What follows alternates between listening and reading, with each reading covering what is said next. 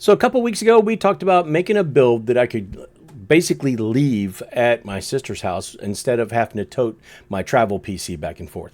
My travel PC, Danny Double D, still working great, still does a fantastic job, but I wanted something that I didn't have to like carry back and forth. If I went up there, I didn't have to load the car, unload the car, whatever. I could just have something up there anyway. Now, eventually I will find a way to attach this to my network. That is further down the road. I'm not even playing with that at the moment. But in the meantime, I did build what I thought was a pretty decent gaming PC.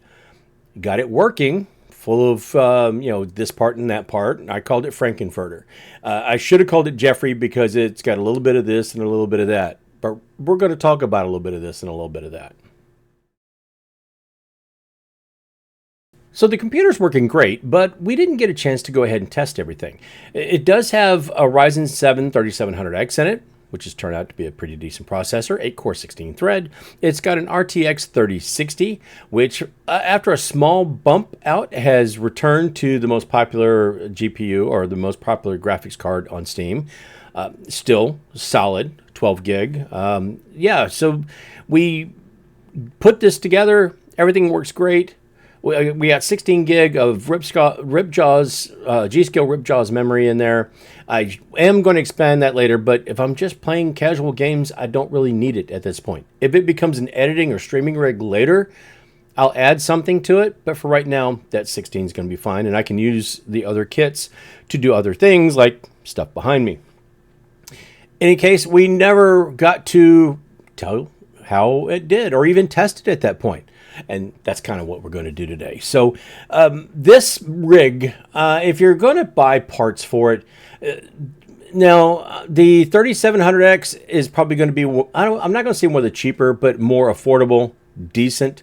You can probably get away with a 5800 or a 5800X, but a 5800X sometimes has some temperature problems and stability problems after a while. Rumor has it. Now, I'm seeing a couple videos on that. I'm not going to try to point them out, but that's one reason why I wanted to move to a different platform is I had not been having problems, but I did not want to have problems.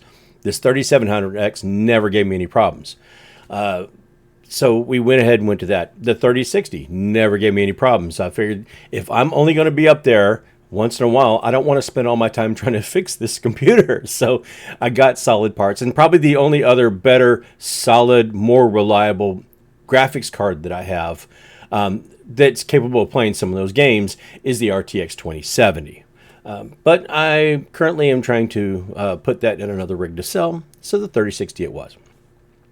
So if buying these parts, you're probably going to spend the 3700X. You can probably get on eBay for around 80 bucks or so. I think I saw them anywhere from like 75 to 90 bucks. Not too bad. The RTX 3060, that will vary a little bit too, but you're probably looking in the neighborhood of in between $200 and maybe $240. You'll have some anomalies in there, but still, you should be able to do this. The case I used is back up to like 70 bucks.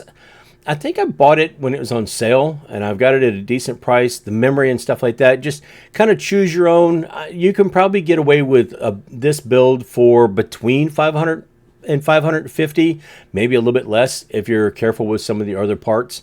But you should be able to, if doing a build like this, it shouldn't cost you an arm and a leg. It should be pretty decent.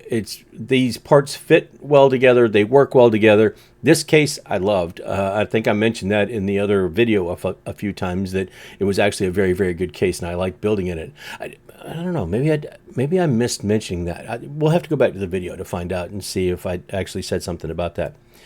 But let's go ahead and look at a couple of these numbers because they were fairly interesting. Now, by interesting, I don't mean bleeding edge. We're not trying to run FSR4 or DLSS4 or frame gen and all that stuff because, first of all, that video card's not going to do it. But it does do a pretty decent job of playing games and a kind of a little bit of a variety of games here. We'll start out with Shadow of the Tomb Raider because that's what I always start out with.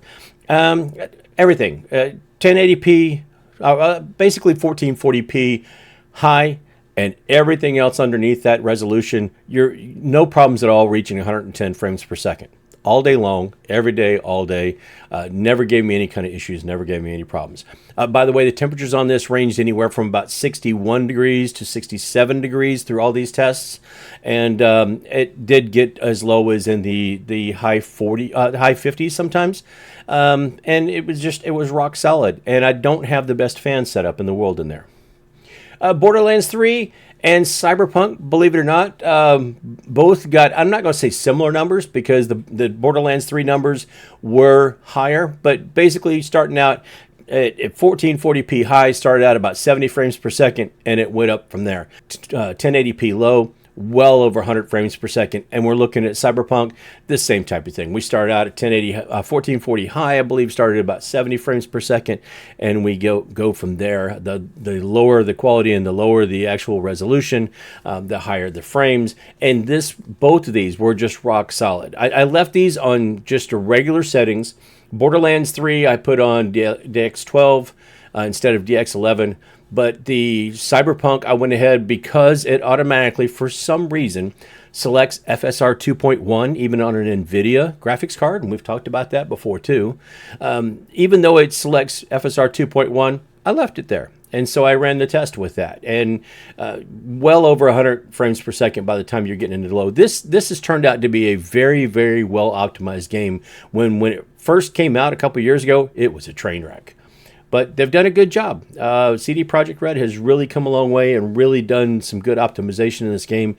And you can tell that both the CPU and GPU have had updates and good, solid drivers and updates and all that stuff over the years. And the 3060 is just, it's one of those that just seems to get better and better and better. For our esports title, CS2, 216 at 1080p, 169 at 1440. Not bad. I mean, solid, but that's just on high. I didn't do any extras with it. Matter of fact, doing this, gameplay was very, very smooth. And to get these numbers, I went ahead and ran the benchmark. But I usually try to play like a 10-minute session and benchmark. And then I'll compare that to what the new I don't want to say canned benchmark. It's a workshop map, but it's a benchmark and it does pretty well. And they're usually pretty close. My gameplay, I'm not great at gameplay because I'm not very good at this game. So sometimes when you die and it starts you over, or when you respawn, it does something to when you're trying to measure your frame rate. But in any case, this came out really, really good. You're not going to have any issues at all playing any kind of esports titles. Now, I am thinking about adding Marvel Rivals to this. The difference with this, Marvel Rivals does have a benchmark tool. I don't play the game very often, but I'm willing to do the benchmark tool. The problem is, this is a 100 gig game. I'm willing to add it if you guys want me to. Leave me some feedback. Let me know what's going on. I'll have both CS2 and Marvel Rivals. Marvel Rivals. There we go. A couple of newer games, obviously. Black Myth Wukong in very high settings. Both of them over 60 frames per second. Not any kind of issues at all. I didn't see any weird artifacting. I didn't see any weird stuff. Sometimes, especially with the Intel cards, I think I even mentioned that at one point when I was benchmarking the B570, that when I would do some settings, it might have been XeSS, or I might have had it on, I don't remember which one. I had one of the upscalers that had a little bit of weird artifacting with the grass and some of the water. None of that when I was testing it with the RTX 3060. There was none of that at all. And when we're looking at just high, both of these approaching 100 frames per second, 90 to 100. So very, very good there. I did test this on very high and high just because I was curious. One thing that I recorded numbers for on high instead of very high was Monster Hunter Wilds, because this is approaching 60 frames per second and it looked pretty decent. Still not there yet. Now, this game probably will get some optimization and some improvements, and I'm sure this might end up going up a little bit. The RTX 3060 is still actively getting drivers, so maybe this will improve. But this is not a title that you're going to try to stick on very high settings with this card and make a go of it and think that you're going to do really, really well. Now, I pretty much ran this on what the default settings were, but I took the frame gen off of both of these for when I'm looking at 1440 and 1080p. I didn't want any kind of frame gen messing with the actual benchmark, so I took that off, but I left all the rest of the settings the same on Monster Hunter Wilds. And you can kind of tell. I guess if I had left a frame gen on, it would have been a little bit higher. But yeah, I haven't played this game enough to feel a difference, because it's not one of the, it's not like an esports title. There is action going, and there always is something going, but I haven't noticed enough latency when I'm playing to make a big difference as to whether frame gen was on or off, and I left it off for the tests. One of my favorite games, No Man's Sky, and I was very happy with the results for this, although slightly confused, because both 1440 and 1080p high both gave me about the same reading. They both gave me about the same frame rate, which means it kind of makes me think, and it's a Vulkan title, so it kind of makes me think that either Vulkan's very well optimized for either one of these resolutions, or a lot more work is being done on the CPU.